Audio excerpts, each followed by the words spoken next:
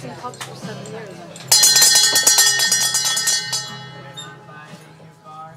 Hi everyone, welcome to the 5DB Canteen. Thank you all so much for coming. I hope you've all enjoyed your Vietnamese summer rolls. If everybody could please help me put their hands together for a very warm welcome for Ren Harvieu. Hello. Hello. Thank you. It's lovely to see you all. I don't usually come out at this time of day, so this is a very special event. Very happy to be here, and let's just get going, shall we?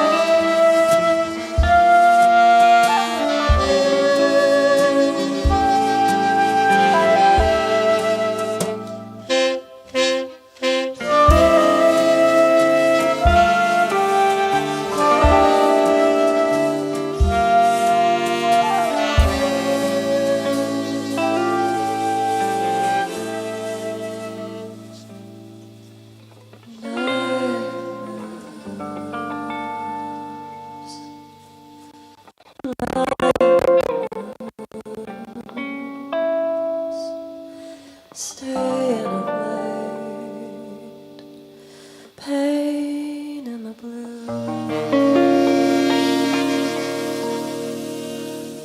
nothing to do.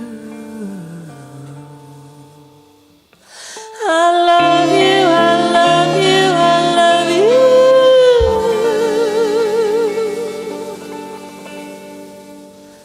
Bleed me blue. Look what you make me do. Night moves, night moves, slow. And that way only we know. I love you, I love you, I love you.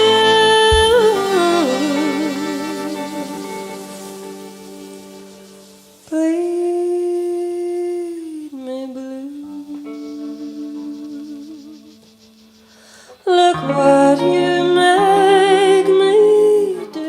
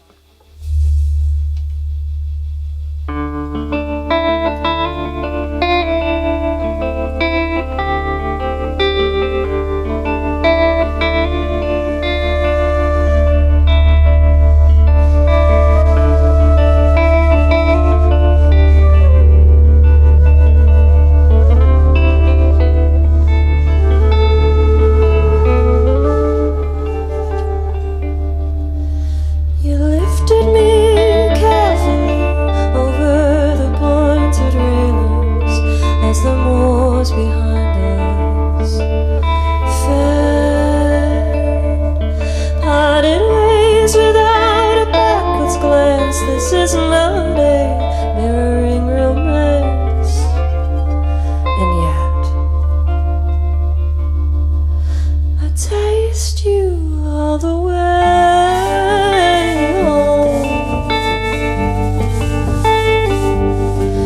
silhouette like the reaching tree, or corkscrew willow climb for me, my naked back.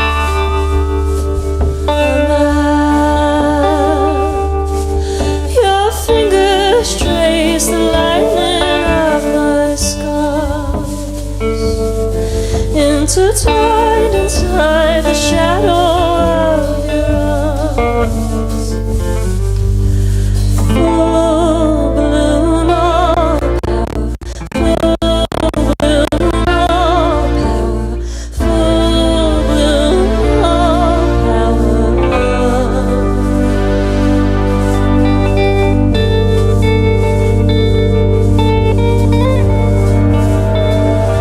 You pulled away like the listening breeze to hear me dancing wildly in the weeds. He loves me, he loves the knots in my hair. He pulls the petals, but is careful not to tear. Howling under the moon's watchful stare. So starved of vibrance, a kind of deep violence is stretching through the roots of my heart. Full bloom all power, full bloom all power, full bloom all power.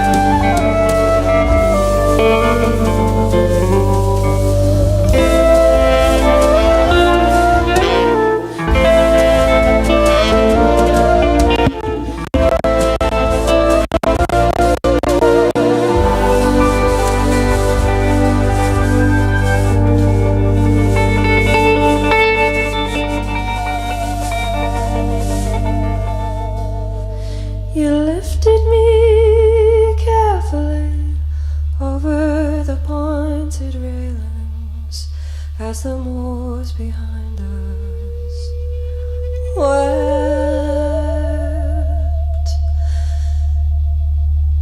I taste you all the way home.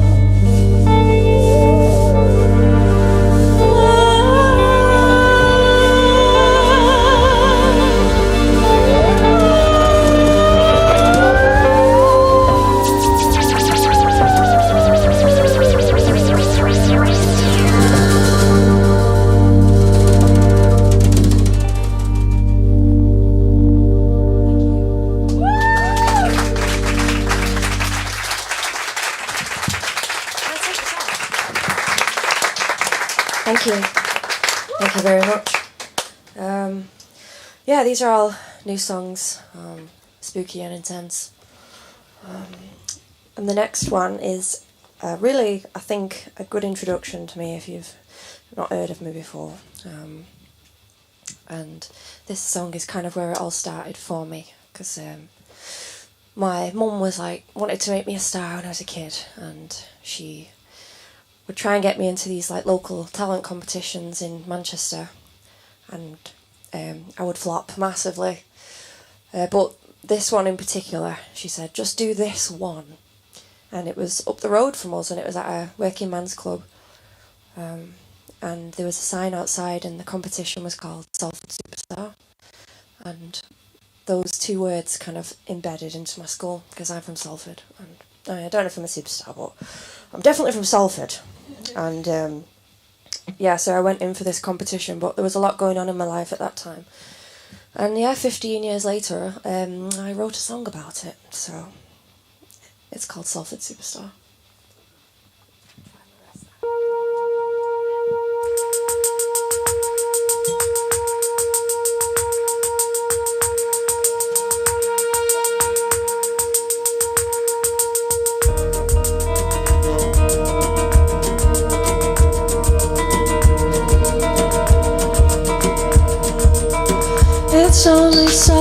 misfit superstar on market parade on a Tuesday.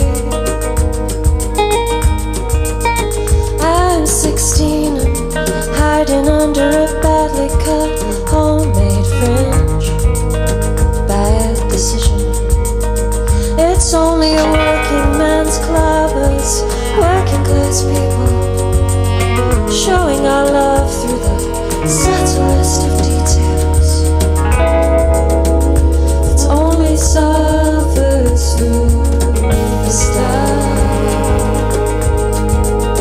I wasn't ready to be emotional, but the emotion got me. I just wanted to make you think about something else for a while. Maybe if I become a singing sensation, she'll bounce back in style. But here I am weeping on the stage in the spotlight, holding up my big sister's jeans, holding on for dear life. Uncle Roger in his football shirt, crying at the front. What does this mean? What does this mean so much? There were tough kids in tracksuits and out-of-town kids in sequins and loud garish ball gowns, wobbling scales in the bathroom. There's a feeling all around me. Can I change the story? Can I change the story? Can I save you?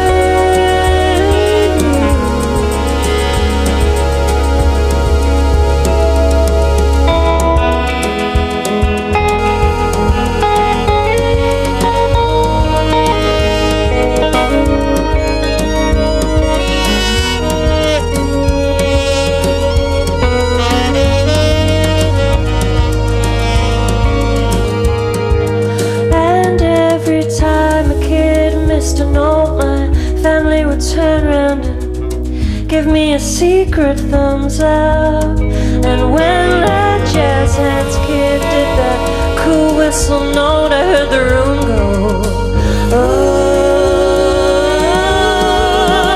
And now, oh God, it's my turn. Oh God, it's my turn. Don't mess this up. It's embarrassing enough that I need.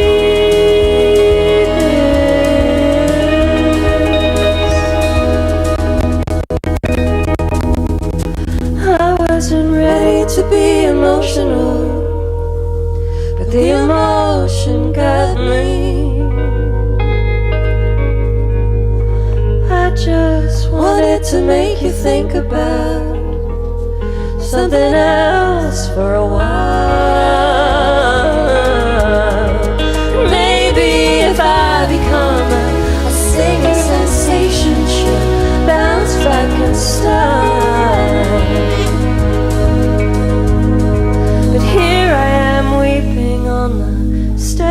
In the spotlight, holding up my big sister's jeans, holding on for dear life. Uncle Roger in his football shirt, crying at the front. What does this mean?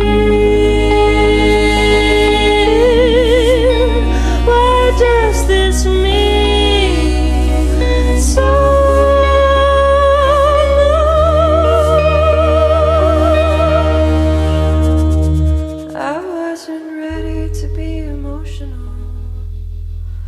The emotion got me. I just wanted to make you think about something else for a while.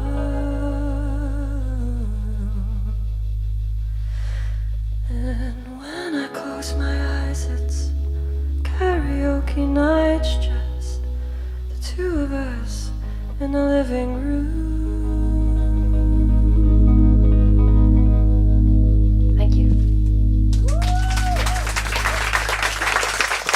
Thank you. Much appreciated. So I think like this next song we've actually never performed this one. Oh, I mean, actually we did perform it once. But you haven't, Laura. And I think like this song, like the women in our family are very complex, and I think my ancestors were probably burnt at the stake for witchcraft, and yeah, we're a colourful family, and it's always on my mind, and this song kind of tumbled out one day. So it's called The Becoming of You.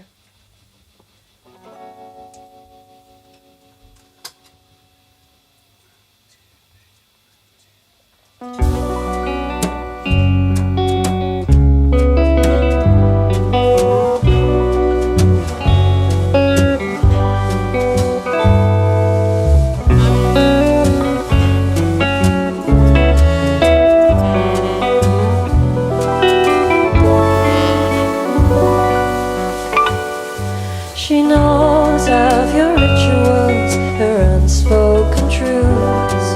She knows not to ask where you go to. Carved in the sickness, an everlasting bruise. Kiss the skin that your mother gave you. She glides through Aquarius to whispers and sneers. I watch as she leaps over the room. Well, send me a postcard from wherever you've been. The many worlds inside her bedroom. When the other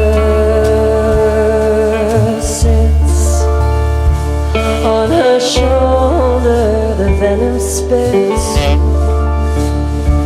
Watch out or you'll take the hit.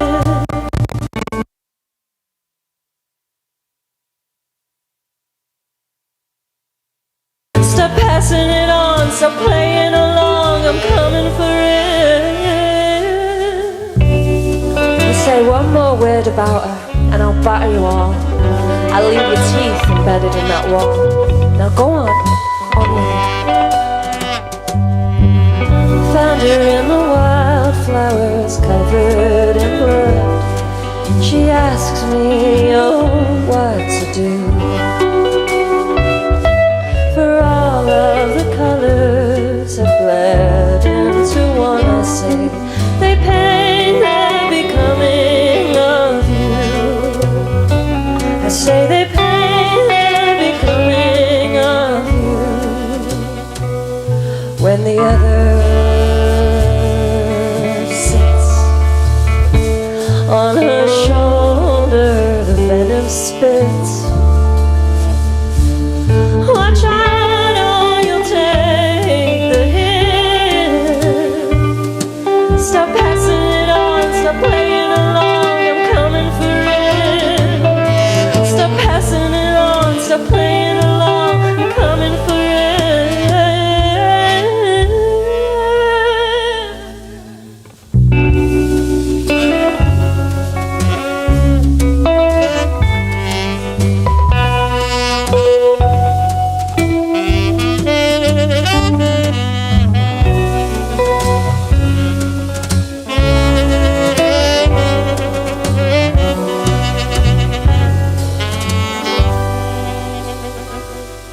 She knows of your rituals, your unspoken truths. Well, let's just leave that between me and you.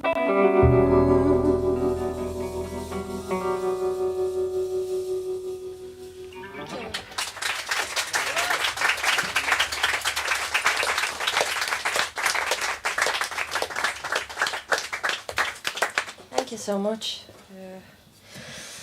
Got 3 left. I feel like I need to tell you that. This next one is another very new one. It's for anyone in the room who's prone to down moods. I got you. This is the song. Well, I don't want to put pressure on it, but anyway, it's called Planet Nowhere.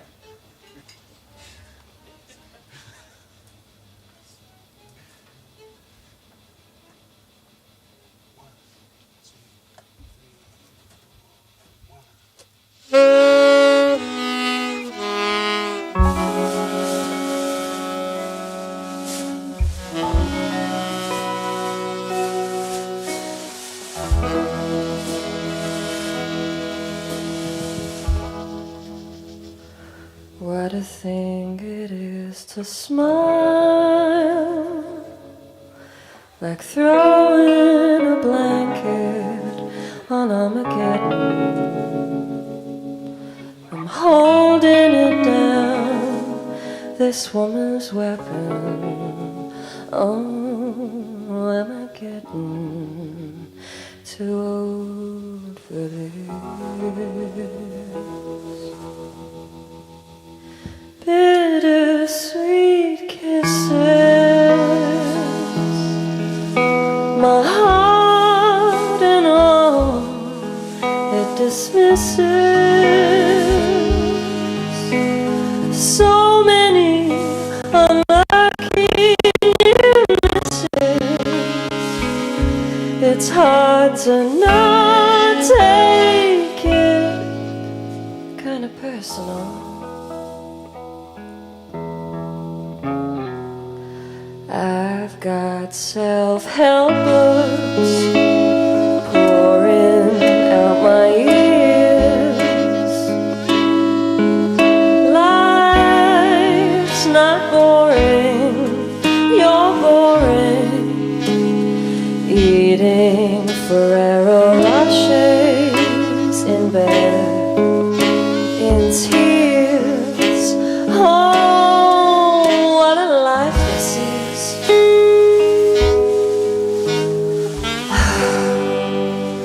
Oh, what a life this is.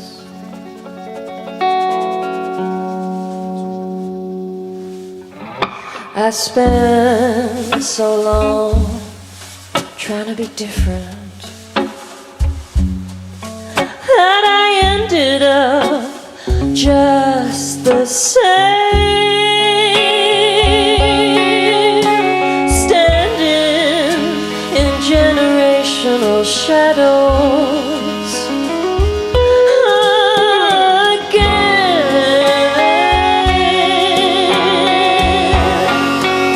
Oh, well, I'm not like them, looking for someone to blame. I'm not like them.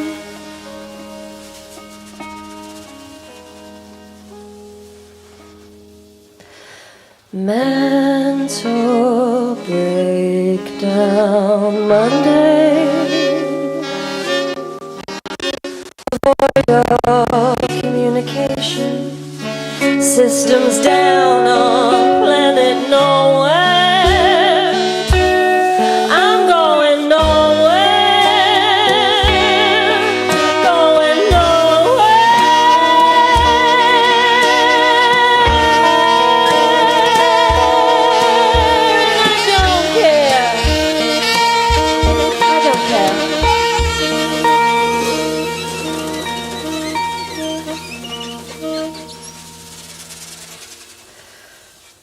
What a thing it is to smile, like throwing a blanket on Armageddon,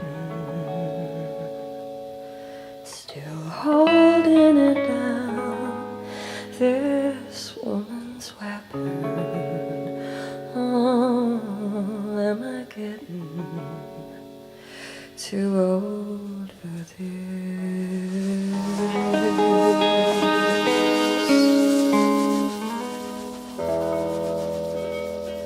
Thank you.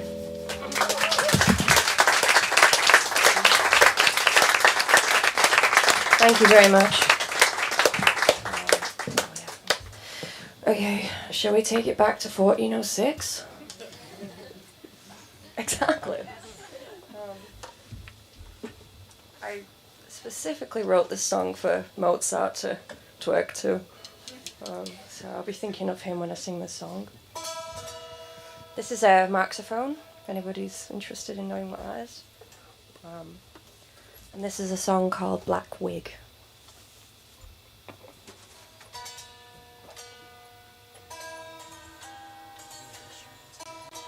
What do you think?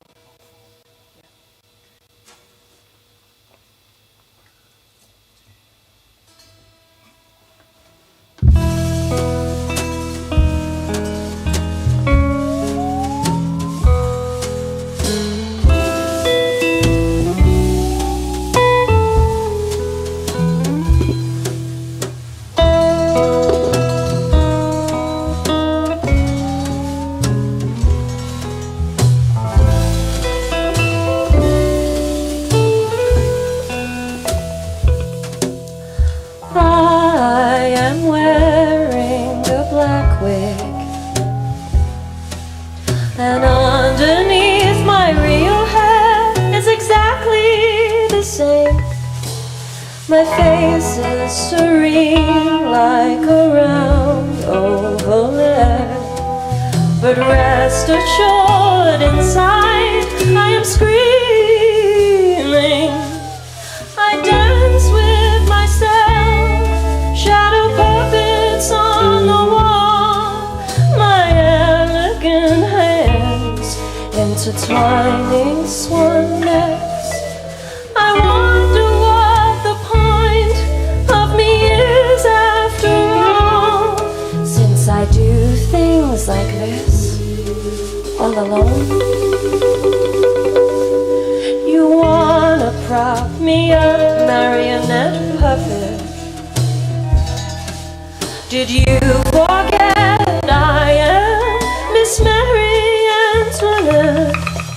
Under my many skirts there are secrets. Do my secrets secretly make you sweat? And if the void terrifies you, I'm sorry, but it may look like our time in the sun is up. The void is an empty passenger, a companion. It dries your tears before you even have to wake up. Wake up, wake up, wake up.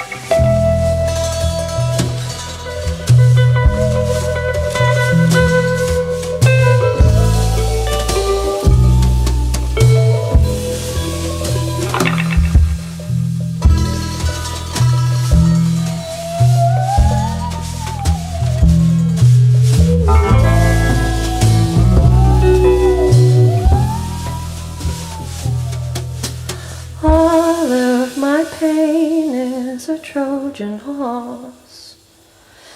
Do I charge on through or just let all these people in me die?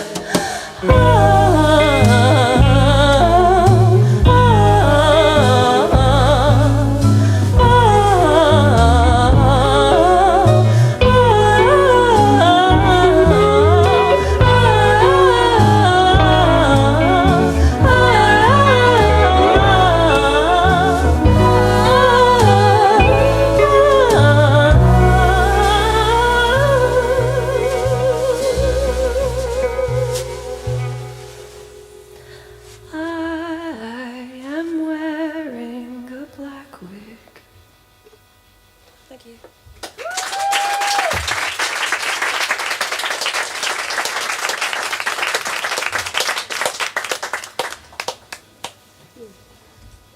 Thank you very much. This is the last one.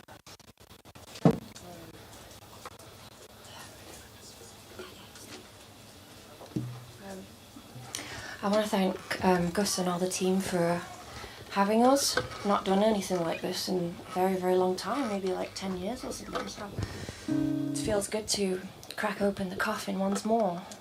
I hope you've had a nice time. And I'm going to leave you with this song. It's called The Wonder of It All. Sweat. Okay. Put it on that finger.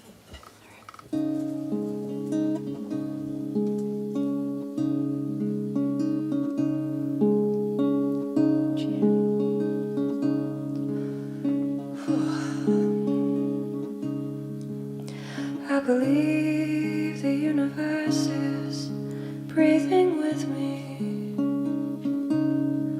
though I am insignificant, I am small, but deep in the silence I hear it, or perhaps it was nothing at all. Find me where I belong,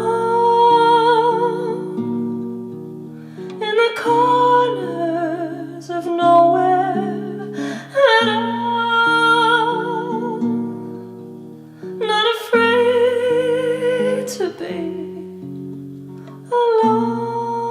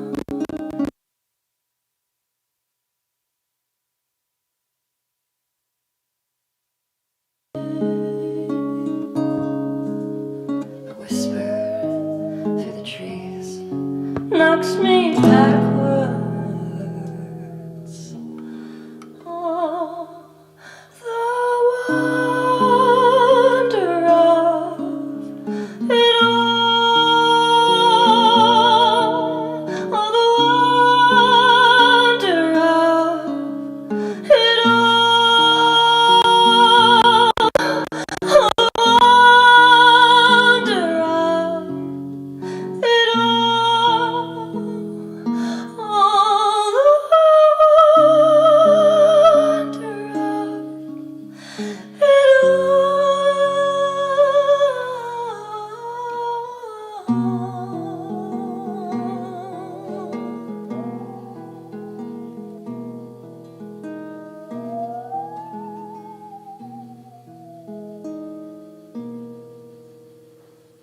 you.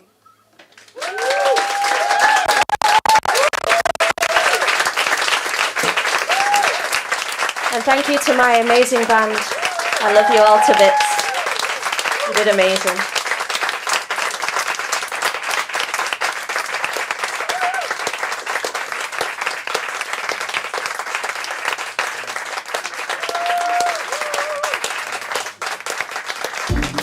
This week in the canteen, we were joined by Salford-born singer-songwriter Ren Harvieu. 7 years on from her top 5 debut album, Ren came back on the scene with her unflinchingly honest offering, Revel in the Drama. Deadbeats on the dance floor. Classic with a sound that has been described as gothic jazz and is currently in the studio working on a new record. Join us as we chat about whittling down album tracks, discover her deep love of chocolate bars, and learn about the hazards of playing a wobbly saw. Ren, thank you so much for coming. Welcome to the 5DB Canteen. So happy to have you. Yeah. Really looking forward to your set. How have things been recently? What have you been up to? Well, I'm currently making my new album. So I have about 35 songs right now. Mm-hmm. So I'm trying to pick 10. Okay. And they're all quite varying in style. So I'm trying to make that decision at the moment. And yeah, playing some shows, rehearsing a lot with my band, playing the flute. I started playing the flute last year. So cool. I've gotten a bit obsessed with that. And it's not the only interesting instrument you've got involved in your band. There's a few. There's a musical saw, which is literally just a saw, like you could get off the building site. But when you mic it up and you can play it, it's got a beautiful sound. It almost sounds like if you're trying to find music from the wind. It's like... Oh, it wobbles? Yeah, it wobbles, and you can play it with a violin bow. Really? And it's just unusual. How do you play it with the bow? Like on what? Not the jagged side. Yeah, the other side. You don't have to be careful on the other side that you don't get stabbed. Yeah, I was going to say that you're not resting on your legs and you're one leg down. Yeah, one of the more dangerous instruments. Yeah, we like to live on the edge in this band. And maybe you could just describe the band and who plays what in the band for us. So I've got like my partner in crime, Romeo. So we write together. He plays guitar and piano. And then I've got Laura. She plays the saw and the violin and the omnichord and glocks, and she sings with me as well. And then Robert, he plays the clarinet and the guitar and synths, drums, and everyone. Felix plays keys and saxophone. Then we have Andy, he plays keys as well. So yeah, we've got when we turn up to do, like the back end of a pub, we've got like a symphony, with us, all these different instruments. But that's what I thought was so unique about the sound and changing from one track to another. I remember at one point the drummer's got a saxophone in his hand and it's constantly jumping into these different worlds, which I thought was super cool. Thank you. What got you into music? Was it a musical household? Was it a record you discovered? What was the beginning for you? I grew up in a bungalow with my mum in Salford, and she was like really into her music. We had this little CD player on the floor because she always liked to listen to music sat down on the floor. And there was like a rotation of CDs. So, because I'm from Manchester, there's like a big music scene there. And we had all that Manchester music, which I love, but also the Manchester scene is quite male. And we balanced it quite well with, like I said, like Durruti Column, which is a really like experimental band from Salford, really interesting. But then we'd have like Billie Holiday, so I'd learn how to sing, from her.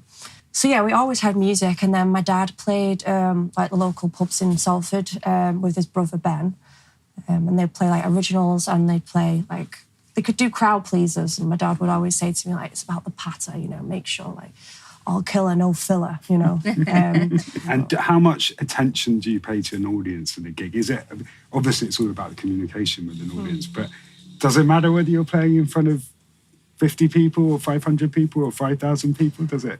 Well, I've definitely done a lot more of the 50 people than I've done 500 or 5,000. For me, like, I need the connection. I need to feel it. If I don't feel it, that's when I get nervous. Because like, I've played places you would never believe. Like, I've played like Go on, try the us. dodgiest gigs you can imagine. I mean, I've been heckled more like by my own like extended family. Like, it's like, get on with it, you know. But it is a very intense thing to put yourself through. It's like, not many people will just naturally stride out onto a stage and go, here I am. You know, I'm not one of those people. So I had to try and find my own way of doing that. Do you get nervous? Yeah, of course. I think for me, as long as I'm not that nervous that I'm stuttering, which I've been in, that because that affects the actual vocal. That's when I get really nervous, when I know I'm that nervous that the vocal could be compromised. Yeah. Like I did this thing years ago for the Philharmonic Orchestra doing James Bond, and I don't think I've ever been that nervous in my life. What was it for James Bond? It was like a live thing. There was a live audience and it was a huge orchestra. Yeah. I'd never done anything like that in my life. And the conductor was saying, okay, and then in the instrumental, we're going to go up a semitone, and then you're going to have to come here on a different kind of timing. And I didn't know any of this lingo then. So I think that was probably the most nervous I've ever been. But I guess something just has to happen. You have to deal with it. And so you've got these 35 tracks, Yeah. which you're trying to sort of whittle down into an album. Yeah. How do you get from 35 to 10, 12, 8, however many it's going to be? Well, that's where I'm at the moment. I'm trying to figure that out. Yeah. That's the hardest part of it all for me, is making the decision now. Because we're a different person every day we get up. So it's deciding what... And you know, my friends keep reminding me and saying, like, just put together 10. And then, you know, in a year or even 6 months, there's no rules anymore. Put out another album. Yeah. You don't understand. I've got one song that is going to be, I think, the arc of the record. And I've definitely challenged myself with this record, like with my songwriting and stuff. And I didn't realise how much writing actually meant to me, because I just convinced myself it was something that I couldn't do. And it came to me like a bit later, and now I'm obsessed with it. It's like, just always want to get better and better and better. And the best way to do that is to keep doing it. Keep going, yeah, exactly. Fantastic. Well, very much looking forward to your set here. I think Davina's going to chat to you a bit about some food. So I want to talk a little bit about your day. We're so excited to have you, your friends, and to cook for you and have you play a set for us. So I've been thinking a little bit about the food, the kind of food that you might want, you know, on your day. So talk to me a little bit about what kind of things you and the band like to eat together, how you know, what are you eating on the road? Well, if we've been, you know, blasting down the motorway for 7 hours, it's not going to be the most, like, delicious of food. It's going to be sweaty sandwiches and crisps and chocolate and all that kind of stuff. You can't help it. It just kind of happens. And you're also dying of boredom as well. Yeah. You need that, like, instant dopamine hit in your brain. Yeah. So there's lots of that going on. But we do like really lovely food as well. Like, I like to cook. I can imagine that it's maybe not always so glamorous, but is there anything that you guys, all of you, really just love? Well, we did live together during lockdown. Okay. So we all had, like, beautiful home-cooked meals that we'd cook every night. And who was cooking them? Was you?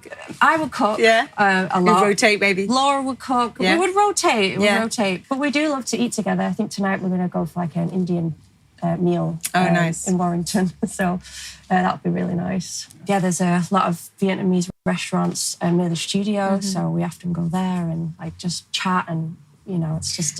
And when you're at the Vietnamese, what kind of things in the Vietnamese restaurants do you like?